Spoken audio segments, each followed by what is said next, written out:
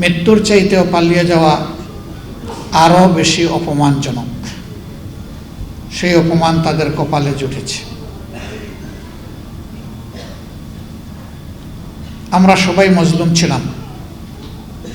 পার্লামেন্টে আমি 2-3 বার বলেছি যে এই পার্লামেন্টে এমন সদস্য খুঁজে পাওয়া কঠিন হবে যিনি ফ্যাসিবাদের হাতে জুলুমের শিকারে পরিণত হননি।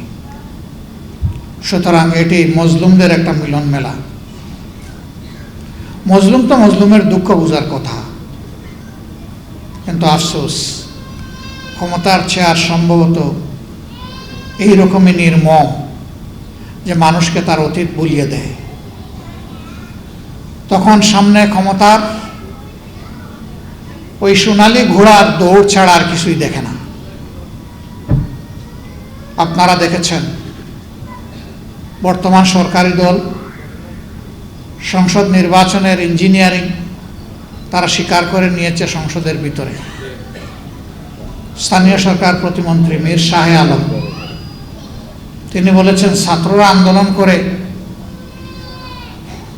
সরকারের পতন ঘটিয়েছে, আমরাও ছিলাম, তবে ক্যাপ্টেনের হাতে ডক্টর মোহাম্মদ ইউনূস লন্ডনে গিয়ে ট্রফি তুলে দিয়ে এসেছেন।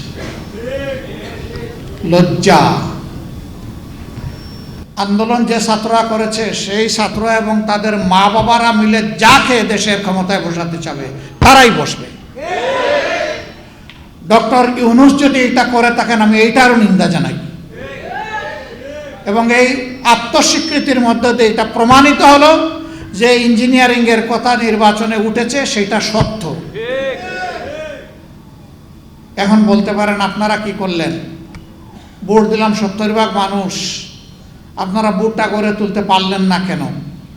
আমরা কেন পারিনি তার জবাব আমার চাইতে আপনারা কম জানেন না। তবে এইটা ঠিক, আমি সেদিন পার্লামেন্টে বলেছিলাম গুগু বারবার ধান খেতে আসে, কিন্তু কপাল যখন মন্দ হয় তখন কিন্তু জালে বেঁধে যায়।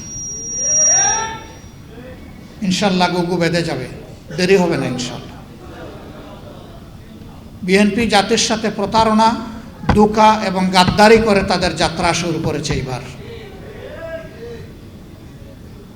তারা সংবিধান সংস্কার পরিষদের সদস্য হিসাবে তারা শপথ নেয়নি। তারা তখন বলেছে গণভোট হারাম। এখানেই দাঁড়িয়ে একজন বক্তা জুলাই যোদ্ধা বলেছেন বাংলাদেশের প্রথম গণভোটটাও কিন্তু সংবিধানে ছিল না। একজন সামরিক ব্যক্তি তিনি বেসামরিক প্রেসিডেন্ট হওয়ার জন্য সেই গণভোট দিয়েছিলেন। বিএনপি গর্ব করে বলে 71ও তাদের, 90ও তাদের, 24ও তাদের, সব কিছু তাদের, আর কারো কিছু নেই। 71-এ তো বিএনপির জন্মই হয় নাই। 71 তাদের হয় কিভাবে?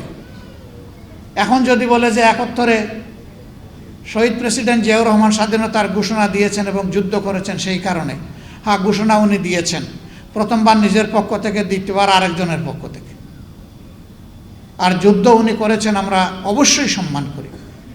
কিন্তু এককভাবে যদি একক ক্রেডিট এক ব্যক্তিকে সব কিছু দিয়ে দেওয়া হয় তাহলে বাকি যোদ্ধাদের পজিশন কোথায় থাকে? এইটাও যুদ্ধকে কুক্ষিগত করার, আগের আমলে যারা ছিল ফেসিবাদী আমলে তারাও এইভাবে করেছে, এবং তারা করতে গিয়ে লজ্জাজনকভাবে জিয়াউর রহমান সাহেবকে পাকিস্তানের দালাল, চোর কোনো কিছু বলতেই বাদ দেয় নাই। আমরা ওই রাজনীতি আর দেখতে চাই না। আপনারা সাক্ষী, এই জুলাই যুদ্ধের পরে অনেকে কার কত সদস্য দলীয় শহীদ হয়েছে তার ভাগ বাটোয়ারা করেছেন। আমরা সেদিন প্রতিবাদ করে বলেছিলাম আমরা এটা নিন্দা জানাই।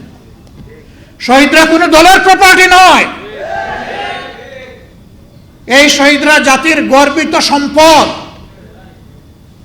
আমরা দলীয় ভিত্তিতে কোনো ভাগ বাটোয়ারা করতে চাই না। চেষ্টা করেছি আমাদের অবস্থান থেকে শহীদ পরিবারগুলোর কাছে যাওয়ার, কিন্তু এইটা দাবি করতে পারি না যে আমাদের কাছে তাদের যে হক ছিল সব আমরা আদায় করে ফেলেছি, এটা কখনো দাবি করব না। তবে এইটা নির্দ্বিধায় বলবো, আগে বলেছি এখনো বলছি, ছিলাম আপনাদের সাথে পরিবারের সদস্য হিসাবে, এখনো আছে এবং থাকবো ইনশাআল্লাহ।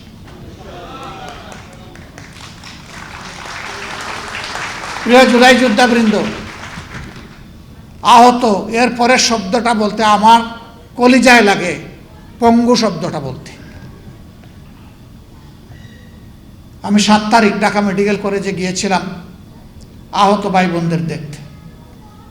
একজনের এক হাত শেষ, এক পা শেষ।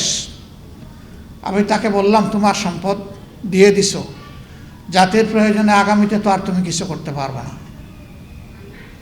বলে, কেন পারবো না? বললাম, তোমার তো এক হাত এক পা শেষ, পা তোমার 60 টুকরা আর হাত তোমার কেটে ফেলেছে। আমাকে বলল, বাকি শরীরটা আমার এখনো আছে, তাইও দেবো ইনশাল্লাহ।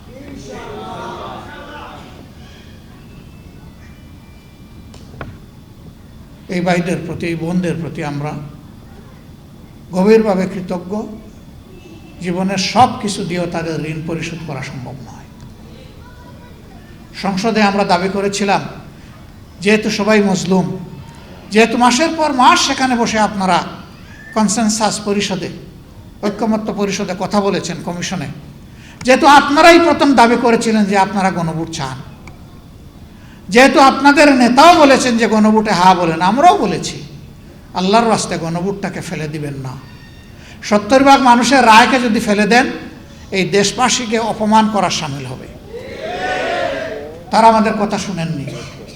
তাদের ওই ইঞ্জিনিয়ারিংয়ের মাধ্যমে 2/3 যেটা, সেইটার বলেই তারা অনেকটা গায়ের জোরে এইটাকে ফেলে দিলেন। দেখবেন সংসদে দাঁড়াইলেই তারা বলে, সুষ্ঠু নির্বাচনের মাধ্যমে এই সংসদ গঠিত হয়েছে। যে জীবনে কখনো মিথ্যা কথা বলে না, তার কসম খেয়ে বলার প্রয়োজন হয় না যে আমি সত্য বলছি, কারণ মানুষ জানে যে সে সত্যবাদী। কিন্তু যে মিথ্যা বলে তাকেই কসম খেয়ে বলতে হয় এই কথাটা আমি সত্য বলছি, কারণ মানুষ জানে সে মিথ্যাবাদী। এই জন্য তার কথা মানুষ বিশ্বাস করবে না। শেষমেশ দেখেছেন, শেষ দিন আমরা যখন সংসদ থেকে ওয়াক আউট করে বের হয়ে আসি, সেই দিন সত্যিকার অর্থে ফ্যাসিবাদের পক্ষে অবস্থান নিয়েছে দৃঢ়ভাবে বিএনপি, আমরা তার বিপক্ষে অবস্থান নিয়েছিলাম। গণভোটের রায় অমান্য করার দিনও আমরা ওয়াক আউট করে এসে বলেছি, চেয়েছিলাম সংসদে সমাধান, হয়নি। যেই জনগণ রায় দিয়েছে আমরা এখন সেই জনগণের কাছে ফিরে যাচ্ছি।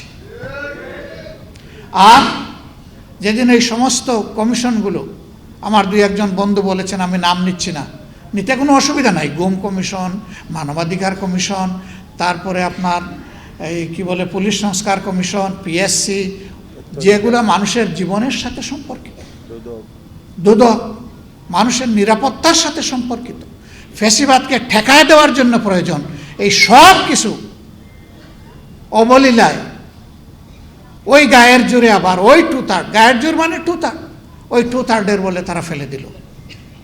40 মিনিটের ডিবেটে আমরা যখন বুঝতে পারলাম যে তারা বিচার মানে কিন্তু তাল গাছটা ছাড়বে না, তখনই আমরা ধিক্কার এবং নিন্দা জানিয়ে এই সংসদ থেকে বের হয়ে এসেছি।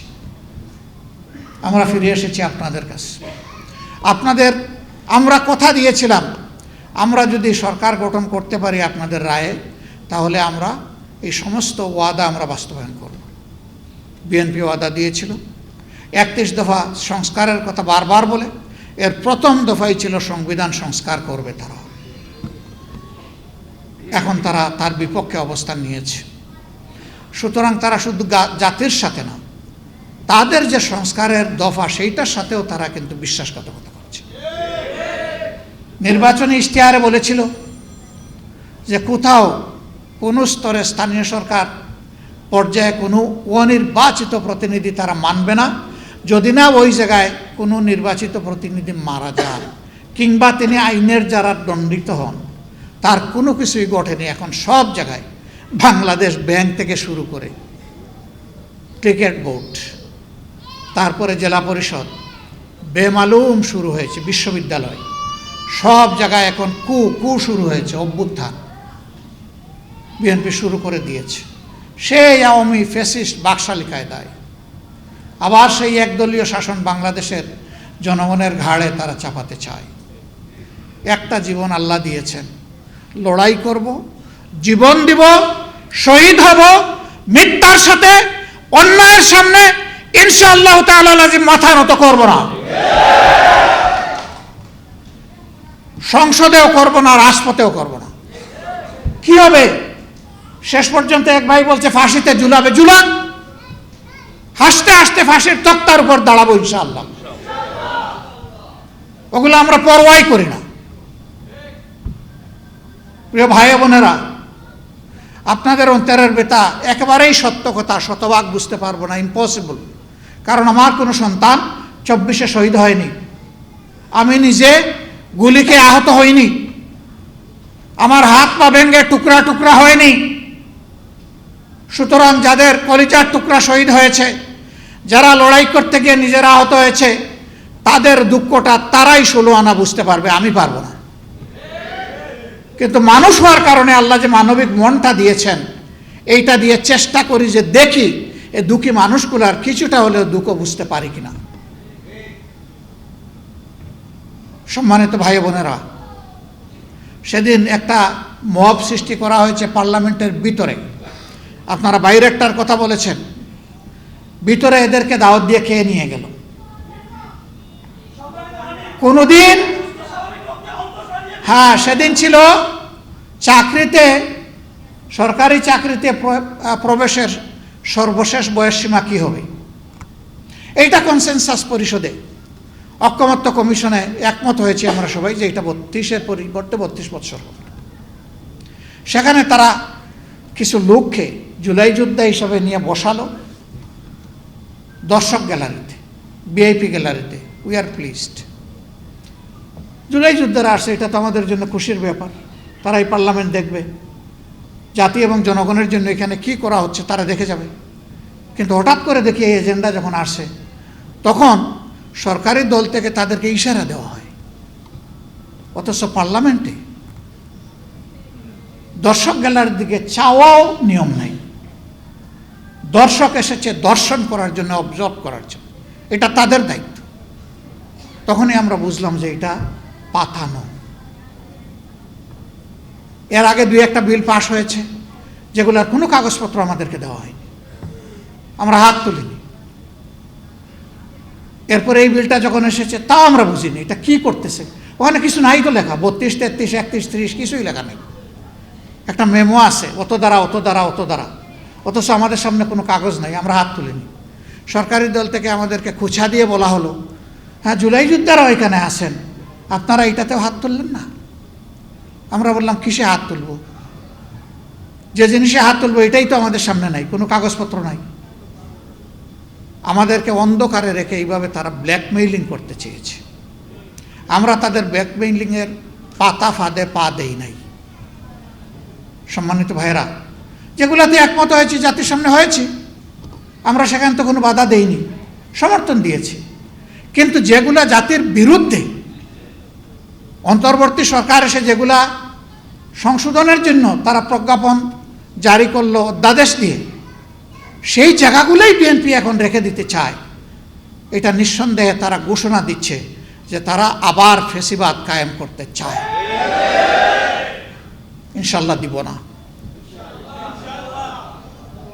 ত্যাগ এই দেশবাসী স্বীকার করেছে, করব ইনশাল্লাহ। সর্বশেষ কি হয়েছে দেখেন, এই এতটুকু জায়গাও ছাড়ার কলিজা তাদের হলো না। জুলাই জাদুঘর, এটা জুলাইয়ের একটা বাস্তব চিত্র। আমি সেখানে গিয়েছিলাম, নাহিদ ইসলাম ছিলেন, আমরা এখানে ঘুরে এসেছি। ওখানে আয়নাঘরটাও আছে, গেলে দেখবেন কি জিনিস, একটা কবর, অন্ধকার একটা কবর, কবরের সমান একটা জায়গায় একটা মানুষ থাকে, খায়, ঘুমায়, পেশাব পায়খানা গোসল সব কিছু ওই জায়গার মধ্যে, একটা কবর। সেইগুলো ওখানে তুলে ধরা হয়েছে। এই জাদুঘরটা হবে জাতির সম্পদ। ঐকমত্য পরিষদে বসে একমত হয়েছে, আবার সংসদের বিশেষ কমিটিতেও সবাই একমত হয়েছে যে যেভাবে প্রস্তাবনা এসেছে অনুকূল অবিকল রেখে, অনুরূপ এবং অবিকল রেখে সেইটাই পাস হবে। হঠাৎ করে সংসদের ভিতরে সমস্ত রেওয়াজ রীতিভঙ্গ করে সরকারি দলের একজন এখানে সংশোধন দিয়ে বসলো, আমরা কিছুই জানি না। এইটাকে দলীয়করণ করার জন্য বলা হলো এটা সংস্কৃতি মন্ত্রণালয়ের অধীনে, এখানে মন্ত্রী অথবা প্রতিমন্ত্রী না থাকলে এটা চলবে কিভাবে? আমাদের পক্ষ থেকে আমাদের চিফ হুইপ কথা বললেন, আমরা বললাম যে এই ধরনের শত সহস্র প্রতিষ্ঠান বাংলাদেশে আছে, এগুলার প্রধান মন্ত্রী কিংবা প্রতিমন্ত্রী নয়। আর এটা কোনো সাধারণ জাদুঘর নয়, অথবা জাদুঘরের কোনো শাখাও নয়। এটা গোটা জাতির সেই 47 থেকে শুরু করে 24 পর্যন্ত ঐতিহাসিক জিনিসগুলো এখানে তুলে ধরা হয়েছে। এই জাদুঘরটাকে আল্লাহর রাস্তে আপনারা রাজনীতিকরণ করবেন না। প্রথমে এক যুক্তি দিল, শেষে গিয়ে খোলামেলা বলে ফেলল যে আমরা তো নির্বাচন করেছি দলীয় সরকার কায়েম করার জন্যে। থলির বেড়াল বের হয়ে গেছে। জনগণের সরকার কায়েম করার জন্য নয়, দলীয় সরকার কায়েম করার জন্য। ভাই বোনেরা, আমরা সেই দুঃখ, ক্ষোভ, যন্ত্রণা, ব্যথা এবং ঘৃণা নিয়ে সেদিন ওয়াকআউট করেছি। আমরা আপনাদেরকে কথা দিচ্ছি, যতদিন সংসদের ভিতরে লড়াই করতে পারবো ততদিন থাকবো, এর বাইরে 1 মিনিটও থাকবো না। রাজপথ আমাদের মূল ঠিকানা, সংসদ আমার মূল ঠিকানা নয়। সংসদে এই দেশের দুঃখী জনগণ একটা পরিবর্তনের আশায় আমাদেরকে পাঠিয়েছে। সেই পরিবর্তনের সূচনা যদি আমরা না করতে পারি, সেই সংসদ দিয়ে আমাদের কি হবে? অবশ্যই আমরা আল্লাহ চাইলে জনগণের চাহিদার ক্ষুধা পূরণের সাথেই থাকবো, এর বাইরে যাব না ইনশাআল্লাহ। আপনারা আশ্বস্ত করেছেন, আমরা শক্তি পেয়েছি, একসাথে লড়বো ইনশাআল্লাহ। এবং আমরা দৃঢ় আস্থাশীল, পরাজয় হবে চূড়ান্তভাবে ফেসিবাদের, বিজয় হবে জনগণের ইনশাআল্লাহ। এই বিজয়ে কোনো আপোষ নাই। আমরা একসাথে থাকব। আল্লাহ আমাদেরকে একসাথে থাকার তৌফিক দান করুন। আমাদেরকে আপনাদের বাইরে কেউ ভাববেন না। আমরা অনেক বড় পরিষদে, আরও অনেক বড় পরিসরে জুলাই যোদ্ধাদের কথা শুনতে চাই, তারও আয়োজন ইনশাল্লাহ করব। এই কথাগুলো শুধু আমরা শুনব না, বাংলাদেশের 18 কোটি মানুষ শুনবে, বিশ্ববাসী শুনবে ইনশাআল্লাহ। এবং জাতির আস্থা পেয়ে যাবে।